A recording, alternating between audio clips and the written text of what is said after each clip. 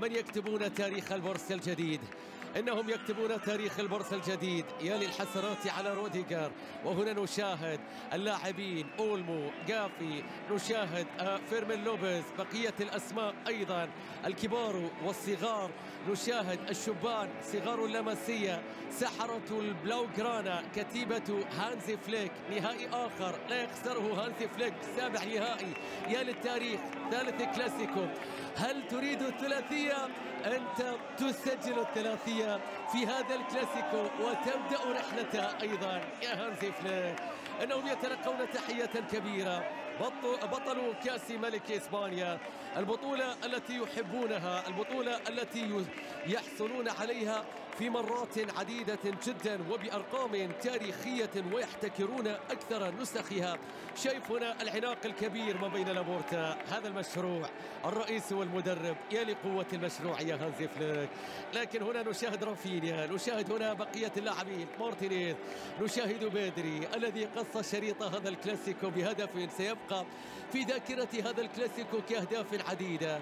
الآن النظرات بعد أن قدموا تهنئتهم لفريق برشلونة، الآن يشاهدونه في المكان الذي أرادوه.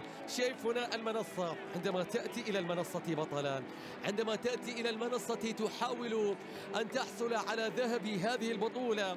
هدف ثالث كان من كوندي، يساوي كأسا، يساوي ذهبا، يساوي تاريخا بالنسبة لفريق برشلونة. واحد من النهائيات اللي حضرت فيها 5 أهداف، وهذا النهائي الوحيد بينهم في كأس الملك اللي وصلت فيه الأهداف إلى 5 أهداف، وبالتالي هذا أجمل نهائي كأس ملك جمع بين الكلاسيكو.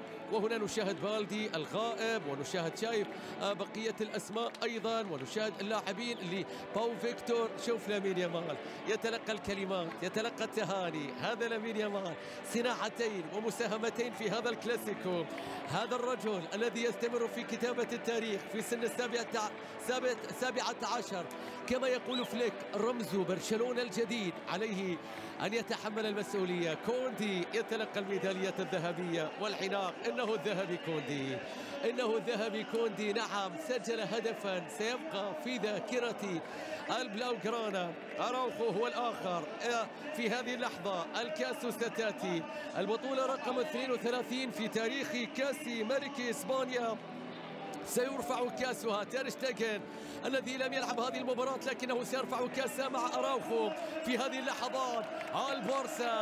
البارسا مشاهدينا متابعينا في هذه اللحظات، الكاس بين الأيادي في لقطة تاريخية مع الملك فيليب السادس في البطولة رقم 32 في تاريخهم. البارسا بطلا لكأس ملك إسبانيا، بطلا وملكا لكأس ملك إسبانيا للمرة 32 في تاريخها. الثلاثية تبدأ من اليوم إن استطاعوا إكمالها واستطاعوا تحقيقها. الثلاثية تبدأ من مدينة إشبيلية. إشبيلية تمنحكم كأسا، وما تمنحه لكم إشبيلية لا يمكن لأحد أن يأخذه منكم.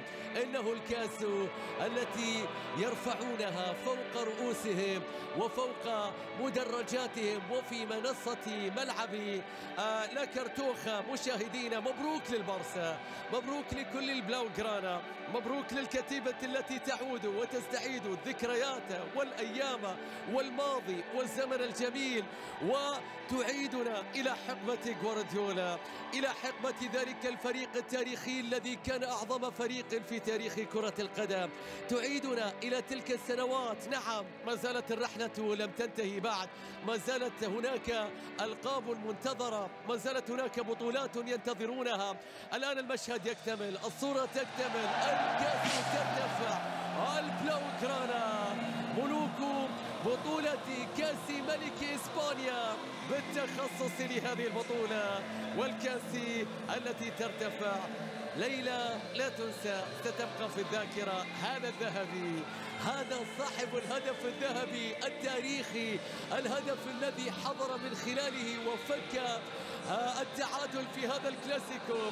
كانوا يريدون الثلاثية وسجلوا الثلاثية. نعم، فعلها البارسا. مبروك لكل عشاق مشاهدينا متابعينا على هذه الصور الرائعة.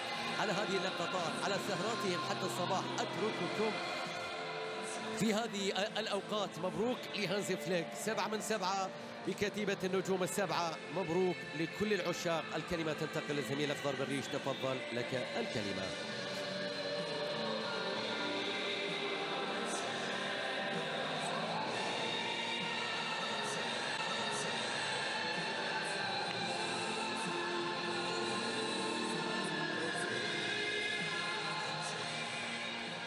هانئا للبارسا ايضا بهذه البطوله الثانيه والثلاثين لكاس ملك اسبانيا، يعمق الفارق اذا، وذلك بعد هذا الفوز الصعب الليله امام غريمه الازلي ريال مدريد. اذا وفرحه كبيره لدى الجماهير على ملعب الكارتوخا في العاصمه الاندلسيه. اذا اشبيليا، فرحه كبيره لدى اللاعبين، لدى الجماهير، لدى الرئيس ولدى المدرب فليك الذي يحقق اللقب الثاني له في هذا الموسم الأول له مع فريق برشلونة.